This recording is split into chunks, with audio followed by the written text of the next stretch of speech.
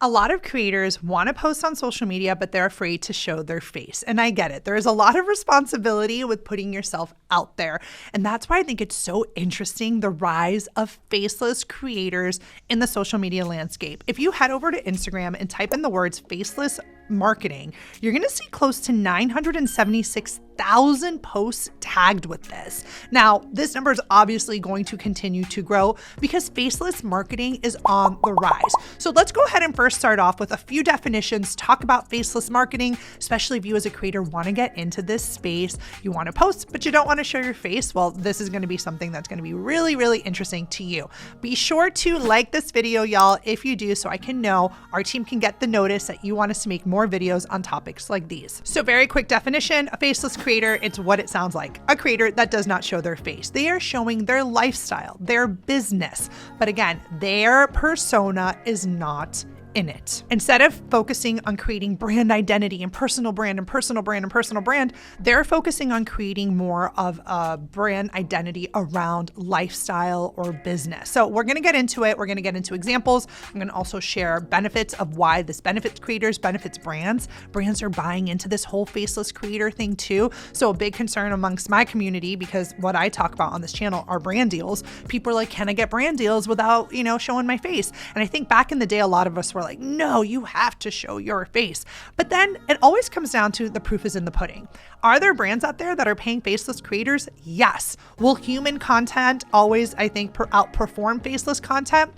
I don't know, to be frank. I would hope so, because obviously that human connection is so special and important. But then I also see faceless creators out there that are killing it, working with brand partnerships. So this is a win-win for those in the market that don't want to show your face. So one of the big benefits for faceless creators is that you can really put more energy and craft in making your content 10 out of 10.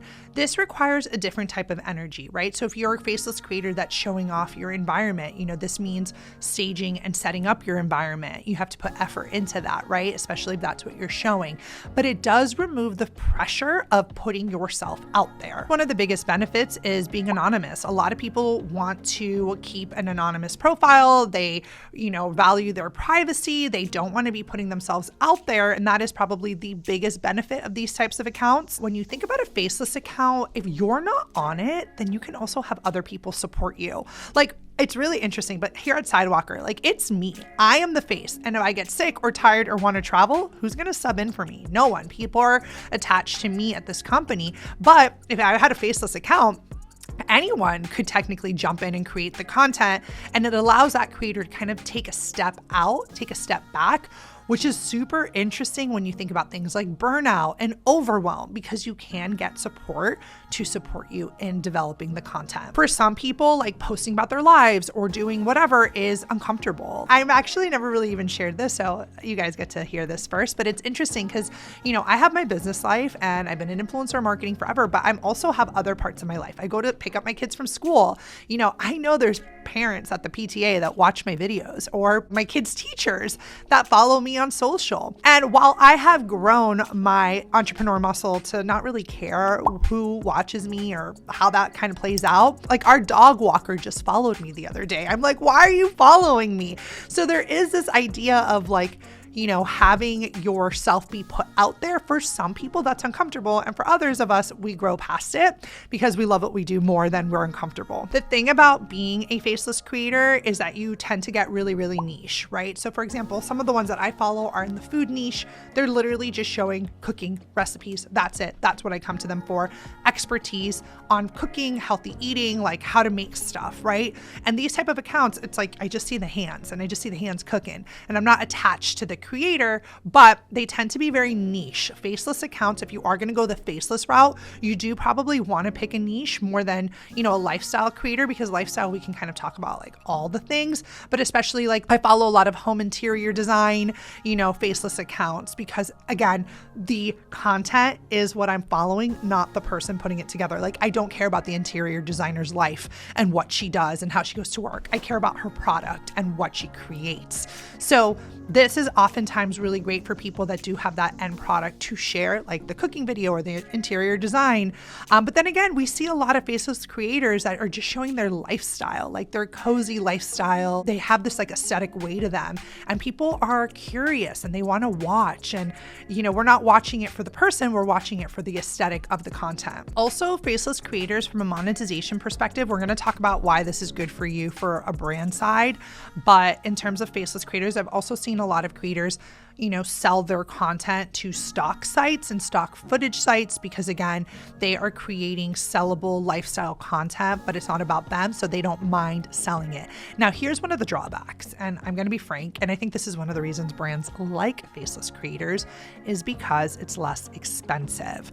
When you put your face to it, you can charge a little bit more, right? When you don't have your face in it, you don't have your likeness, your credibility, you know, the fees go a little bit down. So this is a con for creators, but a pro for brands, you know, and I think that's something that we talk a lot about in the rate section of my program. Like, how do you price yourself? And everyone wants a formula, and there are formulas, but there's more than that, right? Like, I have my MBA, I charge for my credibility, I charge for my experience because, again, it's me. But if it was content that I was not in, that whole side goes away. So something to consider in the faceless market. Brands like partnering with faceless creators because it's just less risky.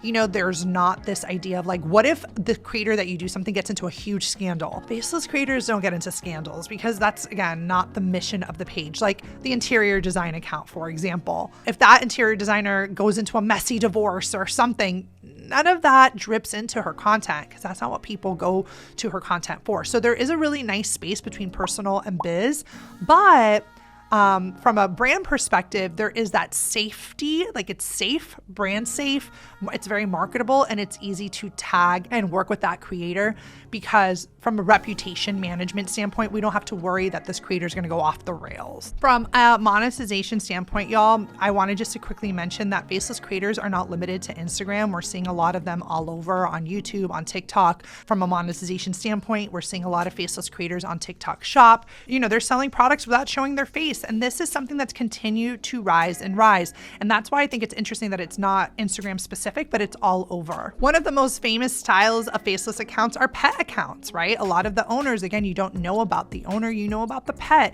So whether or not you're thinking about getting into this faceless trend, the things that you are going to want to put in place are monetization strategies because you can 100% be successful as a faceless creator, but there are different strategies than the influencer who puts themselves out there. And there are also different rates that go into that. So if this is something you're interested in learning more about or how to developing your faceless creator presence and you want us to help you here at Sidewalker, make sure you book a call with our success manager. She'll tell you what we do at our company, how we can support you, how we can get involved and help you monetize riding the faceless creator wave. Hope you guys enjoyed this video and I will see you in the next one.